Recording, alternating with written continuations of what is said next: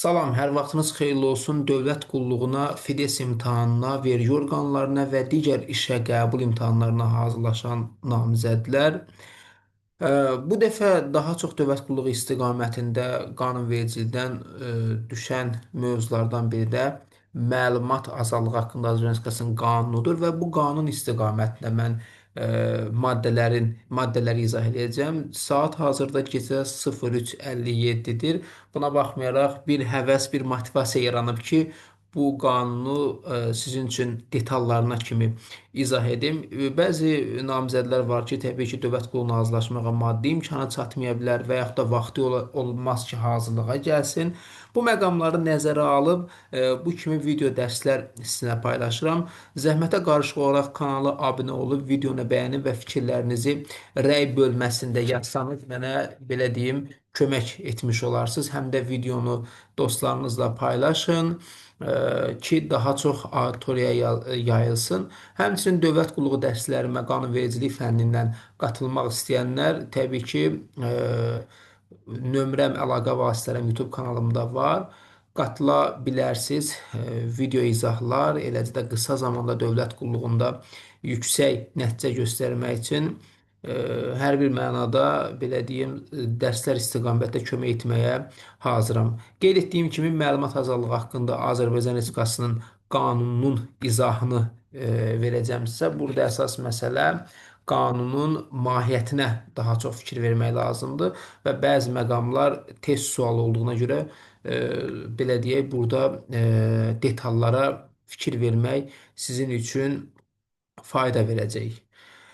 Başlayaq elə isə qanunumuzun izahına çox vaxt itirmədən məsələlərə diqqət eləyək.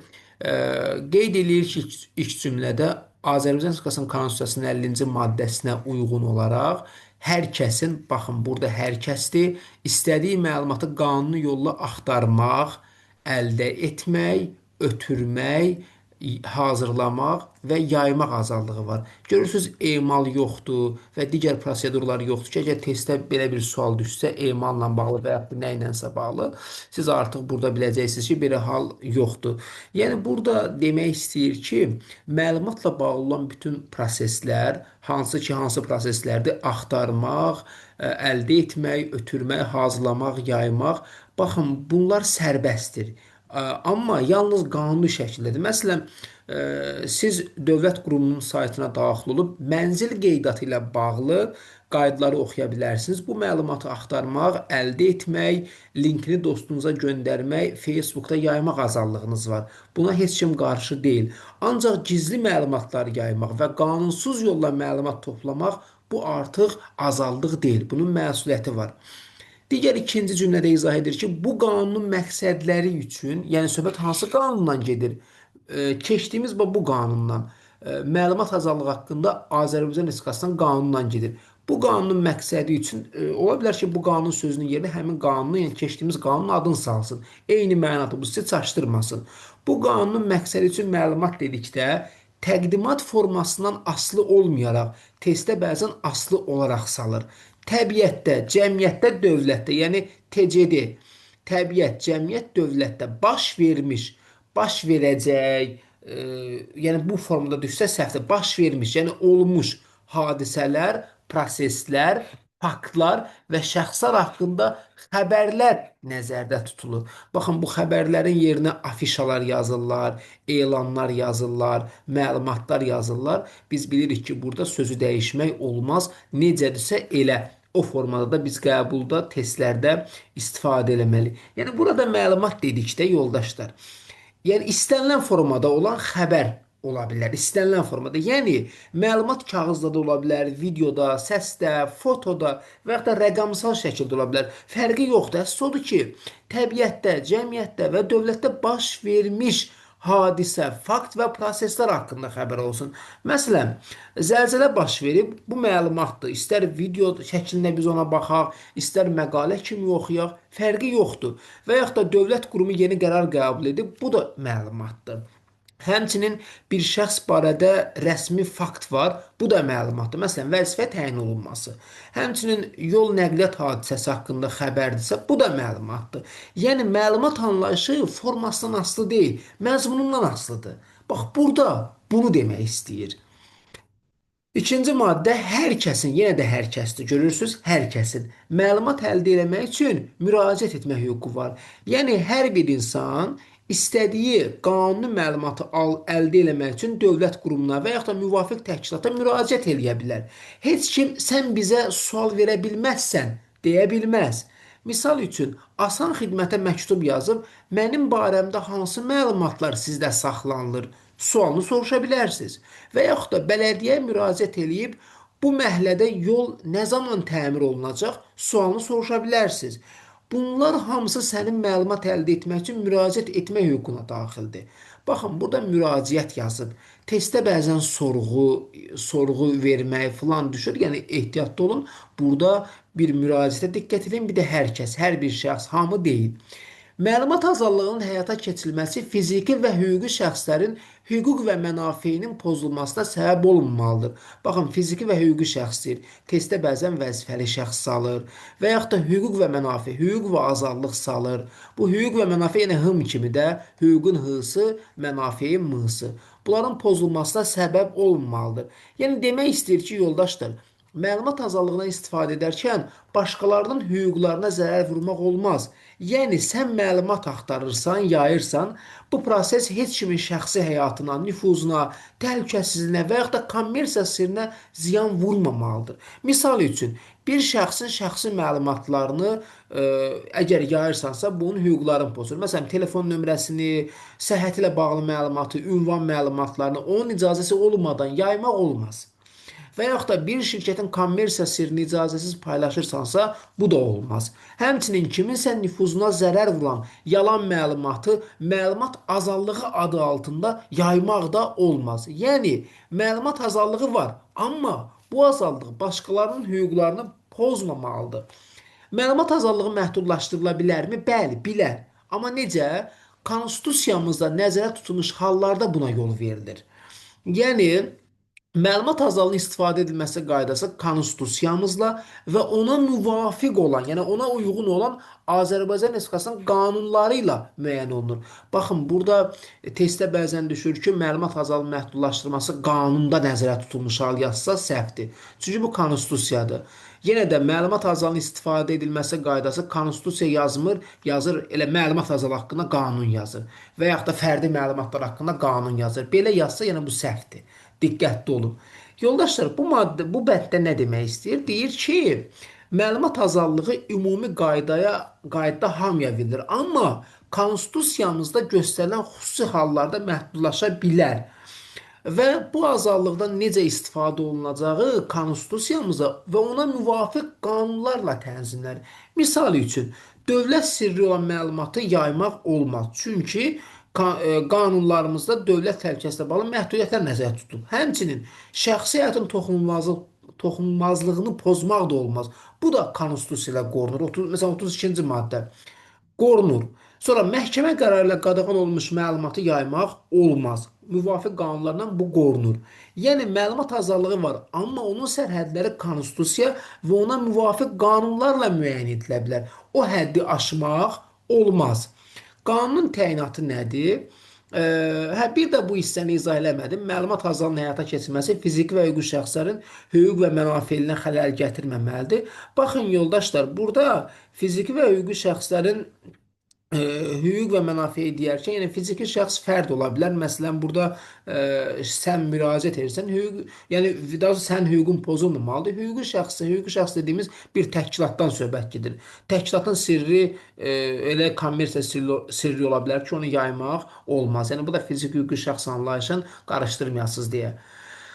Bu qanun, baxın 3-cü maddə deyir ki, bu qanun məlumat azadlığının həyata keçirilməsi ilə əlaqədar yaranan münasibətləri tənzimləyir. Burada münasibət yerinə başqa söz yazsa və yaxud da ki, bu qanun dediyimiz nədir? Məlumat azadlığı haqqında qanun. Məlum məsələdir ki, bu qanunun yerinə həmin qanun, yəni keçdiyimiz qanunun adını yaza bilər. Yəni demək istəyir ki, bax, məlumat azadlığı haqqında qanun insanların məlumat axtarması, əldə edilməsi, yayması və digər bu kimi münasibətləri necə tənzimləməli olduğunu müəyyən edir.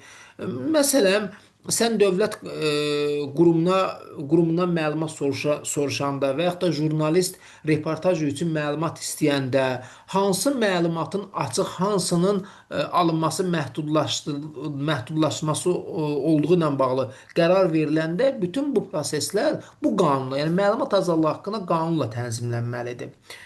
Dəyərli yoldaşlar, məlumat münasibətlərinin subyektləri fiziki və hüquqi şəxsdir. Fiziki şəxs bayaq dediyim kimi, yəni insanlar, siz, hüquqi şəxs isə şirkət, təşkilat, dövlət qurumları çıxış edə bilər. Məsələn, sən bir vətəndaş kimi məlumat istəyirsənsə, fiziki şəxs kimi çıxış edirsən. Bir şirkət məlumat tələb edirsə, hüquqi şəxs kimi çıxış edir. Yəni, məlumat münasibətlərində həm insanlar, həm də təşkilatlar iştirakçı ola bilər. Baxın, yenə də burada fiziki və hüquqi şəxsdir, vəzifəli şəxs demir. Ümumiyyətlə, bu qanunda vəzifəli şəxs söhbəti keçmir, fiziki və hüquqi şəxs keçir. Bəzən testdə görürsünüz ki, vəzifəli şəxs salır filan, bax, fiziki və hüquqi şəxs. Əlavə bir şey yoxdur burada. Məlumat azalının həyata keçirilməsi ilə bağlı əsas prinsiplərdir. Bunları əzbər bilsəniz daha yaxşıdır. Çünki burada sözlərin yerini dəyişirlər. Məsələn, məlumat azalının təmin edilməsi yerinə qorunması yaza bilər. Misal üçün deyirəm, məlumatın açıqlığı yazılar ki, məlumatın məhdudlaşdırılması yaza bilər. Və yaxud da ki, məlumatın obyektliyi, tamlığı, həqiqiliyin yerinə hüquqiliyi yaza bilər testdə. Hər cür formadan çıxırlar da bilirsiniz. Məlumatın axtarılması, əldə edilməsi, istifadə olunması, yayılması və qorunmasının qanuniliyi yerinə şəffaflığı yaza bilər. Sonra hər kəsin, burada hər bir şəxsin yaza bilər. Şəxsiyyətin, cəmiyyətin, şəxsiyyətin yenə şəxsin yazsa da yenə səhvdir. Yəni bu sözləri əzbərləmək sizə fayda verəcək. Çünki burada bir şey dəyişsə bilirsiniz ki, aləm dəyəcək bir-birinə. Gəlin bunları bir-bir izah edək. Məlumat azadlığının təmin edilməsi nə deməkdir? Ondan başlayaq. Yəni hər kəs məlumatı axtarmaq, paylaşmaq hüququna malikdir. Misal üçün sən bələdiyyədən soruşa bilərsən ki, hər hansı parkın təmiri üçün büdcədən nə qədər pul ayrılıb? Yəni bu sənin məlumat azadlığının təmin edilməsini təmin edir. Və yaxud da məlumatın açıqlığı və onun mübadilə edilməsinin azadlığı. Bu o deməkdir ki, dövlət və təşkilatlar açıq məlumatları ictimaiyyətə təqdim eləməlidir, cəmiyyətə təqdim eləməlidir. İnsanlar da bunu paylaşa bilər öz Facebook hesablarında, dostları arasında və s. Misal üçün, dövlət statistikasını sosial şəbəkələrdə paylaşmaq olar, əgər bu açıq məlumatdırsa, ictimaiyyətə verilən məlumatdırsa. Məlumatın obyektivliyi, tamlığı, həqiqiliyi nədir? Yəni, verilən məlumat doğru, təhrif olunmamış və tam olmalıdır. Misal üçün, bir mətbuat orqanı, media orqanı yalnız rəsmi açıqlamaya əsaslanan xəbər yaymalıdır. Şayiə yaymaq olmaz. Çünki informasiya, media subyektinin yaydığı informasiya daha tez yayılır. Hələ bu şayiədirsə, ümumiyyətlə bunun qarşısı alınmaz bir həddə gəlib çıxır. Məlumatın axtarılmasının, əldə edilməsinin, istifadə olunmasının, yayılmasının və qorunmasının qanuniliyi. Burada nə demək istəyir? Yəni, məlumatlarla bağlı bütün əməliyyatlar qanuna uyğun olmalıdır. Dövlət sirri olan sənədlər icazəsiz paylaşmaq məsələn qanunsuzdur. Bu olmaz. Hər kəsin şəxsi və ailə həyatının sirrinin saxlanılması. Burada yəni heç kim şəxsi həyat barədə məlumatı icazəsiz açıqlaya, yaya bilməz.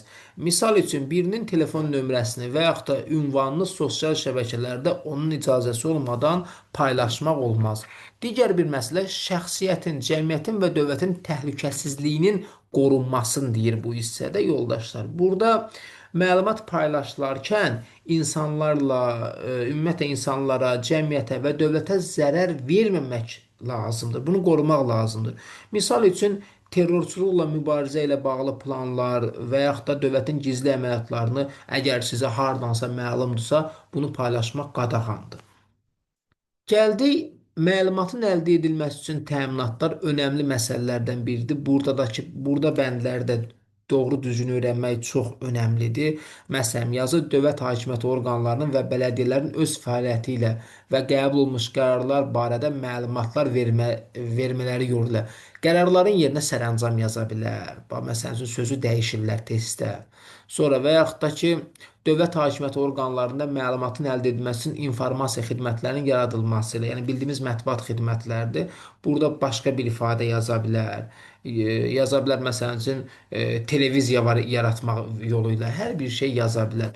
Ona görə bu sözlərə diqqət etmək lazımdır. Amma biz yenə də bunların bir mənasını verək, görək nədir. Belə birincidən başlayaq. Dövlət hakimiyyəti orqanlarının və bələdiyyələrin öz fəaliyyətləri və qəbul olunmuş qərarlar barədə məlumatlar vermələri yolu ilə. Yəni yoldaşlar, dövlət qurumları, bələdiyyələr öz gördükləri işlər barədə, qəbul etdikləri qərarlar barədə ictimaiyyətə açıq məlumat təqdim eləməlidir. Bu şəffaflığın əsas şərtidir. Həm də burada ictimaiyyət məlumatlı olsun, orada müəyyən informasiyanı qəbul edə bilsin. İkinci halda göstərir ki, dövlət hakimiyyəti orqanlarında məlumatın əldə edilməsi üçün informasiya xidmətlərinin yaradılması ilə. Yoldaşlar, burada demək istəyir ki, dövlət qurumları xüsusi informasiya şəbəkələri və yaxud da mətbuat xidmətləri yaratmalıdır ki, vətəndaş sorğu verərkən məlumatın rahat əldə edilməsi təmin olunsun. Məsələn, mətbuat xidmətləri, məlumat mərkəzləri və elektron xidmətlər bunu həyata keçirir qurumlardan. Digər bu kimi xidmətlər də ola bilər. Elə qurum var ki, o balaca qurumda da mətbuat xidməti yox, bir şəxsi ayrılırlar ki, digər işinə yansın, bu məsələyə də baxsın. Balaca bir kiçik qurumlarda, yəni əlavə maliyyə vəsaiti çıxması üçün bundan istifadə edirlər. Sonra üçüncüdə qeyd eləyir ki, yoldaşlar, statistik məlumatlardan, kitabxanaların, arxivlərin və muzeylərin fondlarından, habelə informasiya sistemlərindən maneəsiz istifadə edilməsi ilə. Yəni vətəndaşlar statistik göstəricilərə, kitabxana və artıq arxiv materiallarına, muzey fondlarına və digər məlumat bazlarına sərbəst çıxış əldə edə bilməlidirlər ki, burada da məqsəd elmi, sosial və ictimai məlumatlar əlçatan olmalıdır və insanlar bu məlumatdan faydalana bilsinlər. Ə, Dördüncü məsələdə qeyd edir ki, vətəndaşların həyatı və sağlamlığı üçün təhlükə yaradan fövqəladə hallar, təbii fəlakətlər və qəzalar barədə əhaliyə dərhal məlumat verilməsi ilə məlumat yerinə xəbər yazsa, düzdür, mahiyyət dəyişmir, amma testin cavabı səhv gedir. Bu kimi şeylərə fikir verin. Yəni burada yoldaşlar demək istəyir ki, əgər bir təhlükə varsa, məsələn, zəlzələ, daşqın, qəza, yanğın, dövlət bunu bilirsə, dərhal əhaliyə xəbərdarlıq etməlidir. Çünki bu məlumat insanların həyatını qoruya bilər, insanlar təxliyə oluna bilər, ərazidən uzaqlaşa bilər. Bu baxımdan xəbər verilməlidir. Sonra qeyd olunur ki, 5-ci bənddə dövlətin təhlükəsizliyinə xətər yaradan fövqəladə hallar barədə əhaliyə dərhal məlumat verilməsidir. Görürsünüz, hamısına məlumat yazır, xəbər sözü yoxdur.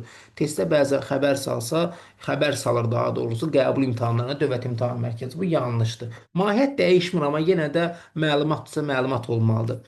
Burada demək istəyir ki, yoldaşlar, deməli dövlət təhlükəsizliyi ilə bağlı əgər ölkənin təhlükəsizliyi ilə bağlı ciddi risk yaranırsa, məsələn, hərbi təhlükə, terror riski varsa, bu barədə ictimaiyyətə gecikmədən məlumat vermək lazımdır.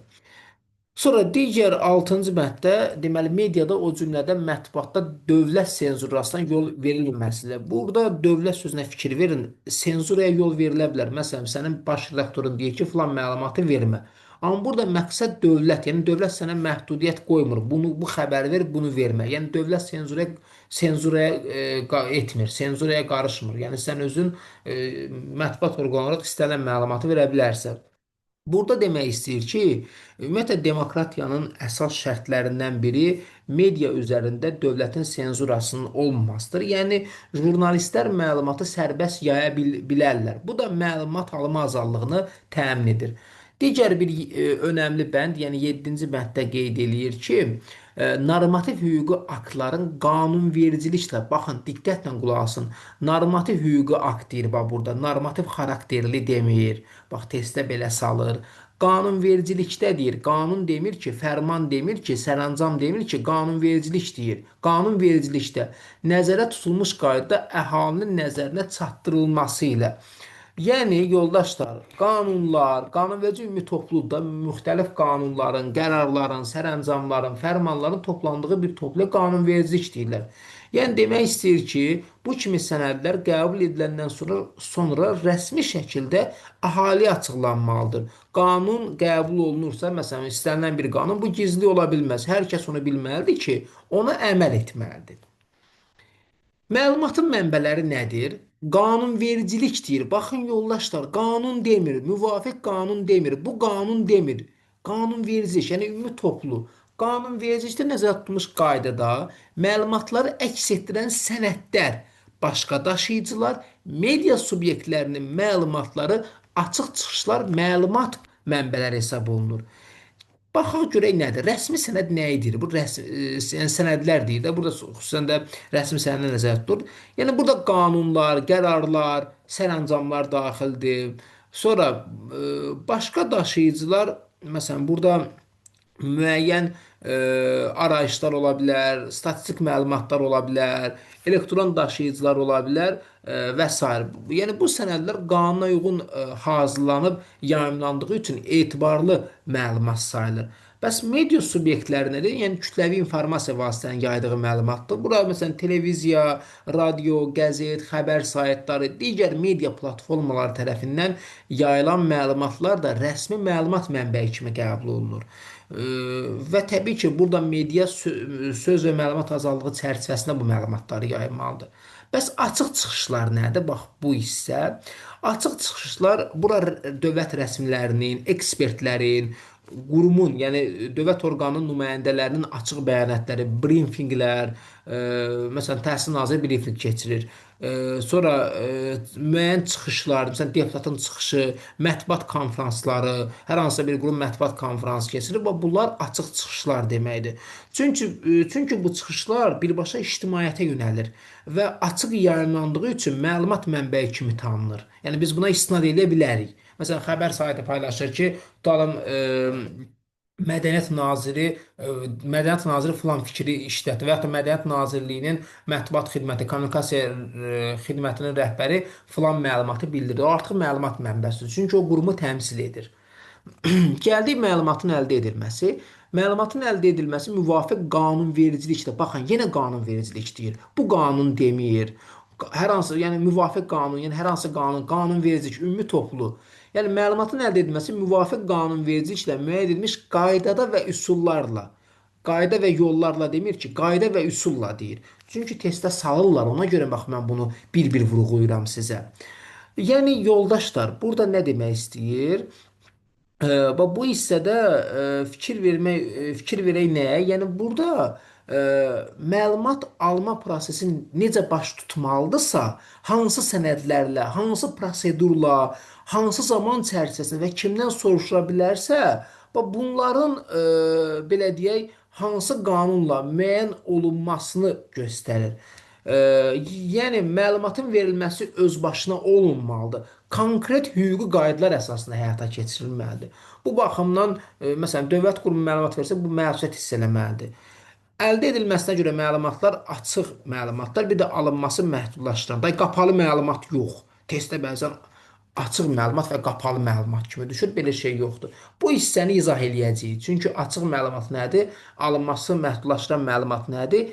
İndi növbəti maddələrdə onun izahına keçirik. Elə növbəti maddə açıq məlumatlardır. Açıq məlumatların əldə edilməsi, baxın, bunları bu hissəyə qədər açıq məlumatların əldə edilməsidir. Tələbələr 6-cı maddə ilə 9-cu maddəni qarışdırır. Çox təəssüf ki. Çalışın 6-cı maddə ilə 9-cu maddəyə. 6-cı maddə nə idi? Məlumatın əldə edilməsi üçün təminatlardır. Burada isə açıq məlumatdır. 6-cı maddə ilə 9-cu maddəni qarışdırırlar. Bunları ayrı-ayrıda öyrənin və ayrı-ayrıda müqayisə eləyin. Çünki bu sizin üçün çox önəmlidir. Yoldaşlar, gəldik bura. Bunları bir baxaq. İnternet informasiya ehtiyatları vasitəsilə, yəni açıq məlumat dövlət qurumlarının rəsmi saytlarında, portallarında, elektron xidmətlərində yayımlanır və vətəndaş bu məlumatı internet üzərindən sərbəst əldə edə bilər. Rəsmi nəşrlər nə edir? Yəni burada qanunlar, qərarlar, sərəncamlar, statistik bülletenlər, bu rəsmi qəzetlər və digər rəsmi çap məhsulları açıq məlumatın əldə edilməsinin hüquqi vasitəsidir. Məsələn, Xalq qəzetinin rəsmi bülleteni. Bu açıq məlumatdır artıq.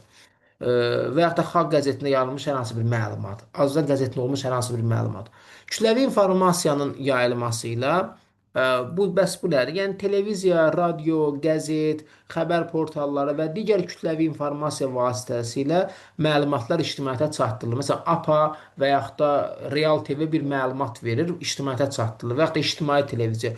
Bu açıq məlumatların əldə edilməsi yollarından biri hesab olunur.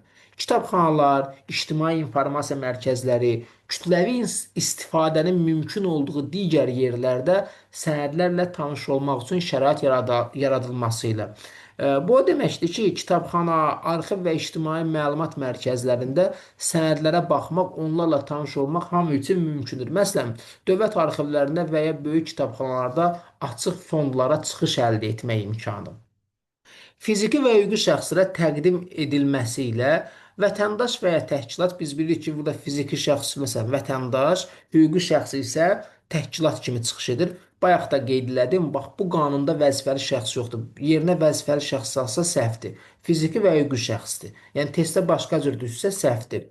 Yəni vətəndaşa və yaxud da vətəndaş və yaxud da təşkilat sorğu verirsə, dövlət qurumu onun qanunverici nəzərdə tutulan müddət və qaydada həmin məlumatı, onun istədiyi məlumatı təqdim eləməlidir.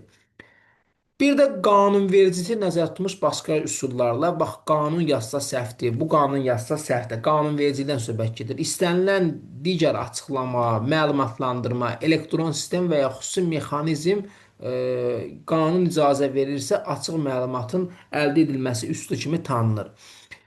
Baxın, burada dediyim kimi məsələn testdə yazır ki, nə yazır testdə? Yazır ki, açıq məlumatların əldə edilməsi hansı yolla təmin olunur? Götürür 6-cı maddədən, məsələn A variantı, B variantı, götürür C variantının 6-cı maddədən yazırsa, bu artıq yanlış hesab olunur. Bu hissə diqqət edin. Açıq məlumatların alınması qaydası və şərtləri, qayda və şərtlər, xüsusiyyətlər filan demir, ha testdə düşür. Bu qanunla, yəni hansı qanunla? Keçdiyimiz məlumat azlığı haqqında qanunla, informasiya əldə etmə haqqında Azərbaycan Respublikasının qanunu, digər qanunvericilik aktları və yaxud da müqavilə ilə belə deyim də müəyyən olunur və qeyd eləyir ki, məlumatın verilməsi əgər müqavilə əsasında həyata keçirilirsə, bu müqavilə keçərlidir.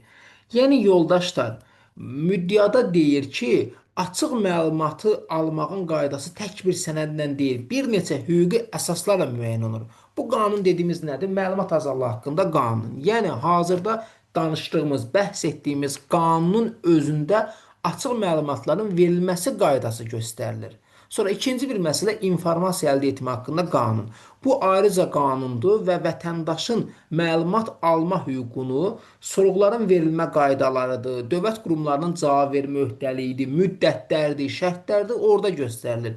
Digər qanunvericilik aktları isə, yəni başqa qanunlar və normativ sənədlər də məlumatın verilməsi qaydasını tənzimləyə bilər. Məsələn, dövlət sirri haqqında qanun dövlət sirri ilə bağlı müəyyən məsələlər tənzim edə bilər. Şəxsi məlumatlar haqqında qanun şəxsi məlumatlarla bağlı və s. Müqavilədə isə əgər məlumat müqavilə əsasında verilirsə, bax mötərizədə də göstərir ha, müqavilə varsa. Məsələn, burada aid ola bilər statistik bazaya abunəlik, eləcə də arxiv materiallarının kommersiya əsaslı təqdim edilməsi. Ha, onda məlumatın verilməsi qaydası həmin müqavilə ilə müəyyən edilə bilər. Və hətta baxın, cümlə davam edir. Ümumiyyətlə müqavilə necə bağlanıla bilər? Cümlənin davamında deyir ki, məlumatın verilməsi barədə müqavilə mülki qanunvericiliyə uyğun olaraq bağlanır. Yəni burada mülki qanunvericilik dediyimiz nədir? Yəni adi mülki hüquqi belə deyim, müqavilə formasını daşıyır. Müəyyən burada tərəflərin öhdəliyi olur, şərtlər olur və ödəniş əgər tələbi varsa, ödənişin məbləği göstərilir. Burada tərəflərin hüquq və vəzifələri müəyyən olunur. E, və burada qeyd edilir ki, dövlət hakimiyyəti orqanları eləcə də bələdiyyələr müqavilənin olmamasına görə məlumatı verməkdən imtina edə bilməzlər. Yəni yoldaşlar, dövlət hakimiyyəti orqanı və bələdiyyələr yalnız müqavilə olmadığına görə məlumatı verməkdən imtina edə bilməz. O deməkdir ki, vacib prinsip hesab olunur. Əgər məlumat açıq məlumatdırsa, ictimaiyyətə yayımlanması mümkün olan məlumatdırsa, qanunla veriləsi olan məlumatdırsa, onda məlumat təqdim etməyə borcludur. Onda qurum deyə bilməz ki, məsələn, hər hansı tutalım Report İnformasiya Agentliyi Statistika Komitəsindən bir məlumat soruşur. Statistika Komitəsi desin ki, bizim aramızda müqavilə yoxdur, ona görə məlumat verə bilmərəm. Belə bir şey ola bilməz. Yəni burada müqavilə olmasa belə, Statistika Komitəsinin məlumatı açıq məlumatdırsa, bunu sən verməlisən. Vəssalam şüd tamam. Gəldik alınması məhdudlaşdıran məlumata. Alınması məhdudlaşdıran məlumata dövlət, peşə, qulluq, bank, kommersiya, istintaq, məhkəmə sirləri, şəxslərin şəxsi və ailə həyatına, terror aktlarına aid olan məlumatlar aiddir. Peşə sirri də 3 yerə bölünür yoldaşlar. Burada vəkil, notariat, həkim. Testdə hakim salır, ehtiyatlı olun. Əynən A dəyişəndə sizin testiniz səhv olunur. Və yaxud da deyir, alınması məhdudlaşdıran məlumatlara görə peşə məlumatlarına aiddir. Bu üçün göstərəcəyik. Vəkil, notariat, bir də həkim sirri. Yəni yoldaşlar, bu kateqoriyaya görə bəzi məlumatlar ictimaiyyətə tam açıq deyil. Onların əldə edilməsinə qanun müəyyən məhdudiyyətlər qoya bilər. Demir, ümumiyyətlə olmaz. Məhdudiyyətlər ola bilər. Bu məlumatlara dövlət sirri dediyimiz nədir? Məsələn, ölkənin təhlükəsizliyidir, müdafiəsidir, xüsusi xidmət orqanlarının fəaliyyəti ilə bağlı gizli məlumatlardır ki, hə, bunlar məhdudlaşdırıla bilər. Peşə dedik ki, 3 yerə bölünür. Vəkil, notariat, həkim sirri. Vəkil sirri, məsələn, vəkilin müdafiə etdiyi şəxsin şəxsi məlumatları. Notariat sirri, notariusla keçirilən əməliyyatlarla bağlı gizli məlumatları, orada olan məlumatları açıq vermir. Həkim sirri, məsələn, bir xəstədir, xəstə istəmir sağlamlığını ictimaiyyət bilsin. Bununla bağlı, gəlin adi bir primitiv misal üçün, tutalım bir xanımdır, onun övlad dünyaya gətirir və kişi həkim bu prosesi həyata keçirib istəmir heç xanımın ictimaiyyət bilsin. Bunu həkim yaymalıdır. Qulluq sirri orada görürsünüz. Qulluq dediyimiz dövlət qulluqçularının xidməti fəaliyyəti zamanı əldə etdikləri, yəni xidmət zamanı və açıqlanması qadağan olunan məlumatdır. Kiminsə şəxsi məlumatı və s. Bank sirri bank müştərilərinin hesablarını, əməliyyatları, depozitləri və digər maliyyə məlumatlarını qorumalıdır. Kommersiya sirri odur ki, şirkətlərin istehsalat, satış, maliyyə, texnoloji və digər biznes məlumatları məhdudlaşdırıla bilər. İstintaq sirridəki yoldaşlar, cinayət işinin istintaqı zamanı toplanılan məlumat işə mane olmamaq və prosesə zərər verməmək üçün məhdudlaşdırıla bilər. Məhkəmə sirridəki qapalı iclaslar ki var, yetkinlik yaşına çatmayan şəxslərin işləridir, şəxsi həyatla bağlı hallardır və digər məhkəmə proseslərinin gizli saxlanmasına dair məlumatlar ola bilər. Məhdudlaşdıra bilinər bunlarda. Şəxsi və ailə həyatla bağlı məlumatlar hər bir şəxsin özəl həyatı, ailə münasibətləri, sağlamlığı, ünvanı, şəxsi yazışmaları və s. bunlar qanunla məhdudlaşdırıla bilər. Həmçinin terror aktlarına dair məlumatlar ki var, terror təhlükəsi və ya əməliyyatlarla bağlı məlumatlar müəyyən hallarda açıqlanmaya bilər. Yəni dövlət təhlükəsizliyi qorumaq üçün məhdudlaşdırıla bilər. Və fikir verin, burada belə bir cümlədə var. Deyir ki, ətraf mühitə dair informasiya, yenə qanunvericilik deyir ha, müvafiq qanunvericiliklə müəyyən edilmiş hallarda alınması məhdudlaşdıran məlumatlara aid edilir. Normalda ətraf mühit barədə məlumat açıq olmalıdır. Amma qanunvericilikdə müəyyən edilmiş hallarda, məsələn, dövlət təhlükəsizliyi, eləcə də xüsusi mülkiyyət hüquqlarla bağlı problemlər olduqda bu məlumatlar da məhdudlaşdırıla bilər müəyyən zaman çərçivəsində.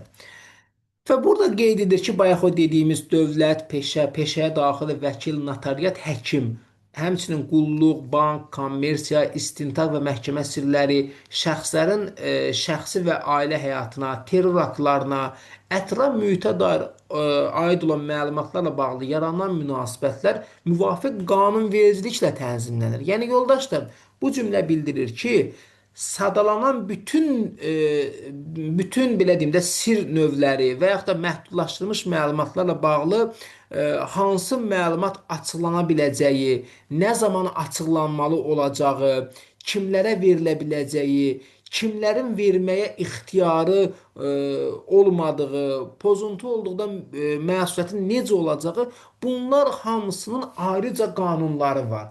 Məsələn, vəkillərlə bağlı onların xüsusi qanunu var, bankla bağlı xüsusi qanun var. Bax, yəni bu məlumatlar kateqoriyasına aid olan münasibətlər ümumi qaydalara şamil olunmur, xüsusi qanunlarla tənzimlənir.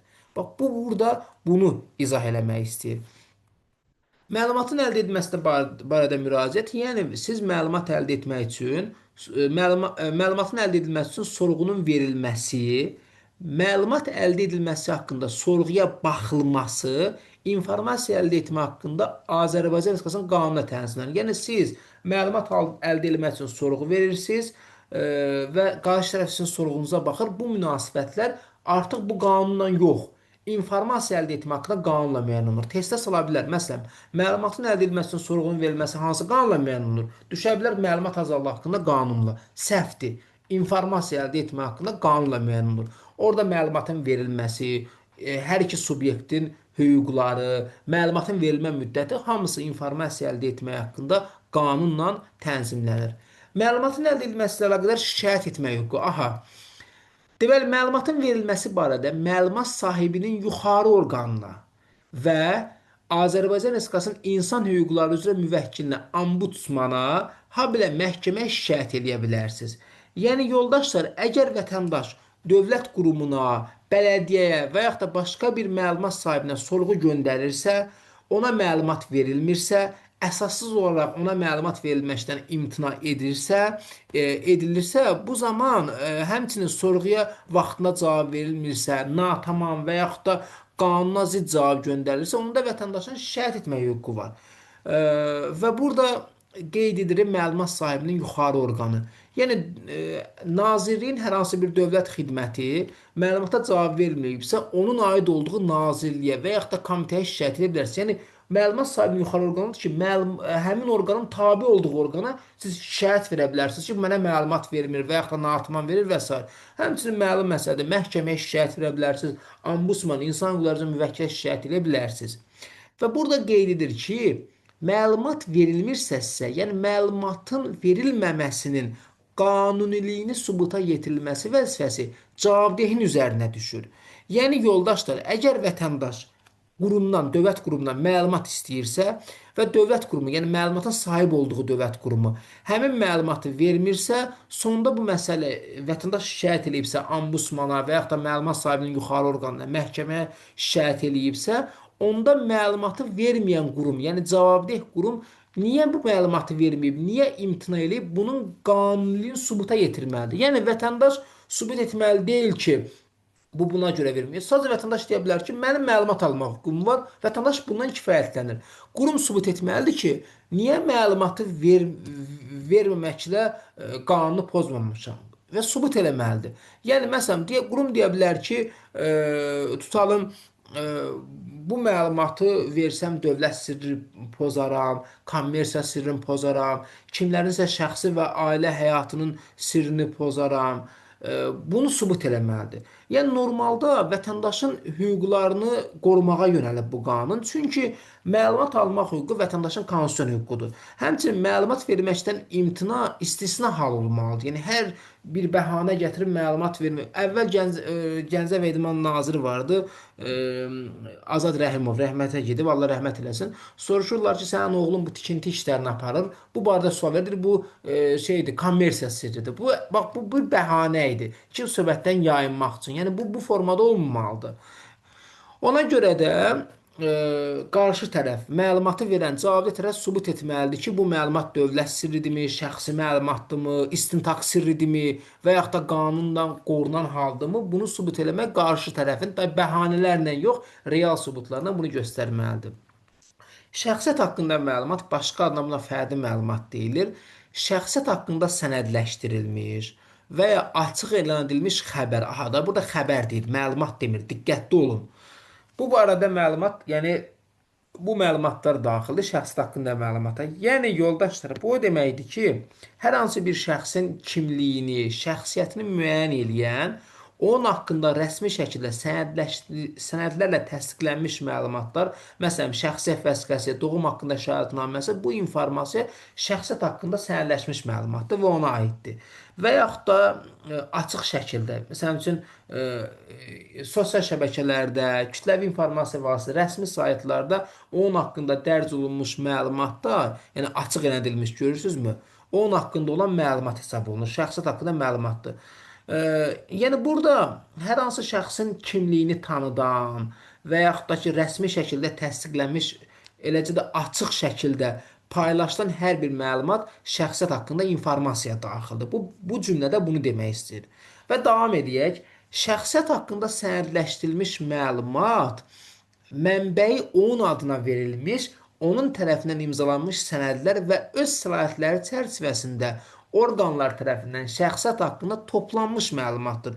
Bu cümləni mümkünsə əlavə sözlər artırmadan tam öyrənin.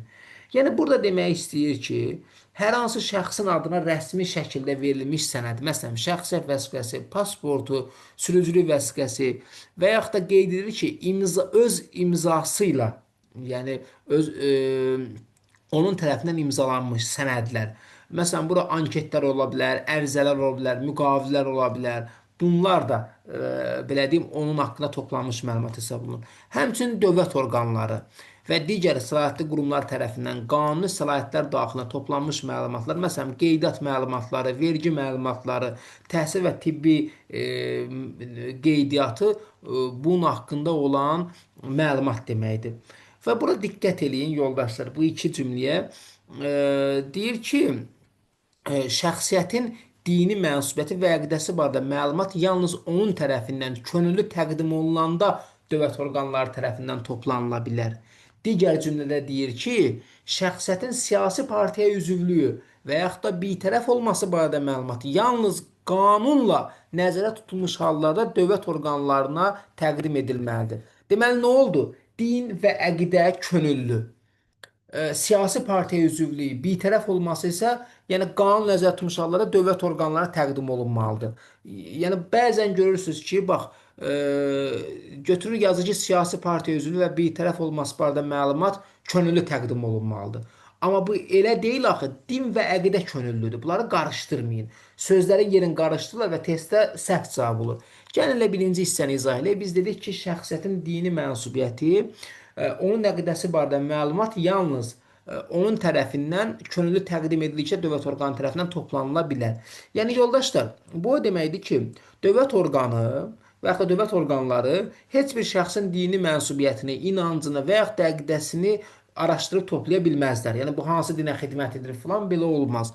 Bu məlumat yığılacaqsa belə, yalnız həmin şəxsin öz istəyi ilə könüllü şəkildə təqdim olunana toplanıla bilər. Yəni dövlət heç kimi dini mənsubiyyətini deməyə məcbur edə bilməz. Şəxs istəmirsə, onun dini mənsubiyyəti barədə məlumat dövlət tərəfindən toplanılmır və toplanılması qadağandır. Yalnız şəxs könüllü təqdim eləsə olar. Və digər cümlədə nə deyir? Deyir ki, şəxsiyyətin siyasi partiyaya üzvlüyü və ya bitərəf olması barədə məlumat yalnız qanunla, bax fikir verin yoldaşlar, burada yalnız qanunla deyir, qanunvericiliklə demir, ha, burada qanun deyir. Yalnız qanunla nəzərdə tutulmuş hallarda dövlət orqanlarına təqdim edilməlidir. Bu nə deməkdir? Yəni, heç kəsdən siyasi partiyaya üzv olub olmaması barədə məlumat istənilə bilməz. Əgər bu tələb qanunda xüsusi qeyd olunmayıbsa. Dövlət orqanları belə məlumatı yalnız qanunun icazə verdiyi situasiyalarda tələb eləyə bilər. Məsələn, bəzi xüsusi dövlət vəzifələrinə seçilmə prosesi, Milli Məclisə seçkilərdə iştirak edib deputat olmaq istəyirsə, bu hallarda, adi hallarda isə şəxsin siyasi baxışı, partiya üzvlüyü və yaxud da bitərəf olması onun şəxsi məlumatdır və dövlət bunu tələb etməyə ixtiyarı yoxdur. Amma yəni qanunda yoxdursa təbii ki, qanunda varsa etməlidir. Gəldik digər maddəyə, şəxsiyyətin onun haqqında toplanmış məlumatla tanış olmaq hüququ. Diqqətlə qulaq asın. Şəxsiyyət haqqında məlumat qanunla, bax qanunvericilik demir ha, qanunla müəyyən edilmiş qaydada toplanılır 1, işlənilir 2, mühafizə olunur 3. Da axtarılır, nə bilim ötürülür, belə şey yoxdur. bəzi əlavə sözlər atsa testdə, bu səhv cavab hesab olunur. Və burada nə deyir? Yəni burada demək istəyir ki, yoldaşlar, bir şəxsə aid məlumatlar, onun adı, soyadı, ünvanı və digər bu məsələlər, ümid edirəm ekrana bir şey gəldi, səsi silməyəcək. Hə. Yəni digər bu məsələlər qanunda göstərilmiş qayda əsasında toplanmalıdır. Yəni istənilən orqan öz başına məlumat toplaya bilməz. Həmçinin toplanan məlumatlar yalnız qanunun icazə verdiyi məqsədlər üçün işlənilə bilər. Məsələn, qeydiyyat, sosial xidmət, təhlükəsizlik baxımından və s. Və burada bu məlumatın təhlükəsizliyini qanuna uyğun şəkildə qorunmalıdır. Yəni icazəsiz istifadəyə, açıqlamaya, yaymağa yol verilmir. Və deyir ki, məlumatı aldatma, hədə-qorxu və başqa qanunsuz vasitələrlə toplamaq qadağandır. Yəni yoldaşlar, heç bir orqan, təşkilat və ya şəxs məlumatı toplamaq üçün aldatma, yəni yalan məlumat vermə, yanlış yönləndirmə, hədə-qorxu, yəni təhdid, qorxutma yolu ilə və yaxud da digər qanunsuz yolla, məsələn, icazəsiz gizli dinləmələr, rüşvət, təzyiq, bu kimi yollardan istifadə edib toplaya bilməz. Və deyir ki, qanunla müəyyən edilmiş qaydada əməliyyat axtarış fəaliyyəti zamanı əldə edilən məlumatlar, habelə cinayət işinin istintaqı ilə əlaqədar toplanmış məlumatlar istisna olmaqla şəxsiyyətin onun haqqında məlumatın toplanmasına qədər aşağıdakı hüququ var. Yəni demək istəyir ki, bu normaya görə, bax bu müddəaya görə əməliyyat axtarış fəaliyyəti cinayət işi zamanı, cinayət işinin istintaqı zamanı toplanan məlumat istisnadır. Bu zaman şəxsiyyətin hüquqları, bu indi sadalayacağım hüquqlar var. Bax bu hüquqları yoxdur. Yəni xüsusi hallar kənarda qalmaqla, istisna olmaqla adi hallarda hər bir şəxs özü haqqında toplanan məlumatla indi deyəcəyim hüquqları var. Nədir bu? Onun haqqında toplanan məlumatla tanış olmaq. Birinci hüququ budur. Amma nə istisnadır? Əməliyyat axtarış fəaliyyəti, bir də cinayət işinin istintaqı zamanı toplanan məlumat. Yəni tutalım DTX bir məlumat toplayırsın haqqında, deməyəcək ki, mən falan məlumat toplayıram. Onda müəyyən cinayət işinin və yaxud da cinayətin qarşısının alınması risk altına düşər. Birincisi nə dedik? Onun haqqında toplanan məlumatla tanış olmaq. Yəni şəxs istədiyi zaman onun barəsində hansı məlumatların toplandığını bilmək, həmin məlumatlara tanış olmaq hüququna malikdir. İkinci, məlumat toplanması vaxtı onun haqqında toplanılan məlumatın hansı məqsədlə və necə həmin məlumatın kim tərəfindən istifadə olunmasını bilmək. Yəni bu o deməkdir ki, şəxs məlumatın nə üçün toplandığını, hansı üsulla toplandığını, həmin məlumatı hansı orqan və yaxud da şəxs tərəfindən istifadə ediləcəyini öyrənə bilər. Heç kim məlumatı gizli şəkildə, məqsədi açıqlanmadan istifadə edə bilməz. Üçüncü, məlumatlara dəqiqləşdirmələr aparılması tələb etmək. Əgər şəxs haqqında yanlış, natamam, köhnəlmiş və yaxud da qeyri-dəqiq məlumat varsa, o həmin məlumatın düzəldilməsini, tamlaşdırılmasını və yaxud da yenilənməsini tələb edə bilər. Burada qeyd olunur ki, şəxsiyyətin onun haqqında məlumatların toplanmasına bağlı fərdi məlumatlar haqqında Azərbaycan Respublikasının qanununa müvafiq digər hüquqlar da var. Yəni yoldaşlar, burada sadalan hüquqlar ki var, yəni məlumatla tanış olmaq, məqsədi bilmək, düzəliş tələb etmək və s. Bu məlumat azallığı haqqında yazılır və bir hissədir. Həmçinin bundan əlavə, bax burada qeyd eləyir, fərdi məlumatlar haqqında qanunda həmin şəxsin məlumatların toplanması, işlənməsi, ötürülməsi, nə bilim, silinməsi və başqa hüquqlar da var. O burada deyil, o hardadır? Fərdi məlumatlar haqqında qanunda. Qanunvericiliyə, baxın, qanuna demir, qanunvericiliyə deyir. Müvafiq surətdə dövlət orqanlarının topladığı məlumatların kənar şəxslər tərəfindən əldə edilməsinə yol verilmir. Yəni, dövlət orqanları tərəfindən qanuna uyğun şəkildə toplanmış məlumatlar qorunan məlumatlardır. Bu məlumatların kənar şəxslər, yəni həmin məlumatla heç bir əlaqəsi, səlahiyyəti olmayan adamların ələ keçirilməsi, əldə etməsi, istifadə etməsi yol verilmir. Dövlət orqanı toplanmış məlumatı yalnız qanun icazə verdiyi hallarda, qanunda göstərilən subyektlərə və yalnız müəyyən edilmiş qaydada təqdim edə bilərlər. Məsələn, mən dövlət orqanında işləyirəm, sizin məlumat məndədir, onu mən kiməsə ötürüm, yayım, bu yol verilməzdir. Və qeyd edir ki, burada şəxslər haqqında məlumatın saxlanılması qanuni məqsədlər üçün qanunvericiliklə müəyyən edilmiş zəruri olan müddətdən çox ola bilməz. Bu o deməkdir ki, yoldaşlar, hər hansı şəxsin məlumatı, ad, ünvan, qeydiyyatı, sənəd məlumatları yalnız qanunda göstərilən məqsədlər üçün saxlanıla bilər. Həmin məlumat qanunla müəyyən edilmiş lazım olan müddətə qədər saxlanılmalıdır. Bu müddət bitəndən sonra məlumatı daha uzun müddət saxlamaq qadağan hesab olunur. Yəni məlumat toplanılıbsa, məqsəd həyata keçirilibsə, sonra yəni həmin müddət başa çatıbsa, ya o məlumat silinməlidir, ya məhv edilməlidir və yaxud da anonimləşdirilməlidir.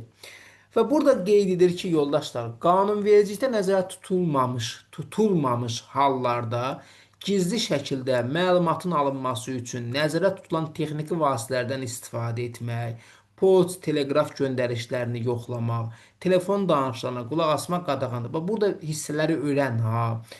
Məsələn, poçt teleqrafın yerinə başqa bir şey yaza bilər. Telefon danışıqlarına qulaq asmaq başqa bir şey yaza bilər və s. Bu hissələrə diqqət edin və poçt və teleqraf göndərişlərini yoxlamaq yerinə yaza bilər ki, telefon danışıqlarına yoxlamaq. Halbuki telefon danışıqlarına qulaq asmaq deyir. Və burada bizə əsas nəyi diktə edir, nəyi izah edir? Yəni yoldaşlar demək istəyir ki, qanunda xüsusi icazə verilməyən vəziyyətlərdə gizli dinləmə, gizli kamera, izləmə cihazları, səs yazıçıları və digər gizli texniki vasitələrdən istifadə etmək olmaz. Heç kim, istər dövlət orqanı olsun, istər digər şəxs olsun, qanunda göstərilməyibsə, o başqasının poçt məktublarını, teleqraf və digər yazışmalarını, telefon danışıqlarını yoxlaya və dinləyə bilməz.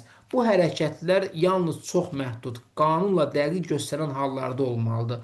Məsələn, məhkəmə qərarlı aparılan əməliyyat axtarış tədbirləri zamanı mümkün ola bilər. Yəni qısası yoldaşlar, gizli dinləmədir, gizli çəkilişdir, şəxsi yazışmaların icazəsiz yoxlanılması qanuni şəkildə qadağan hesab olunur.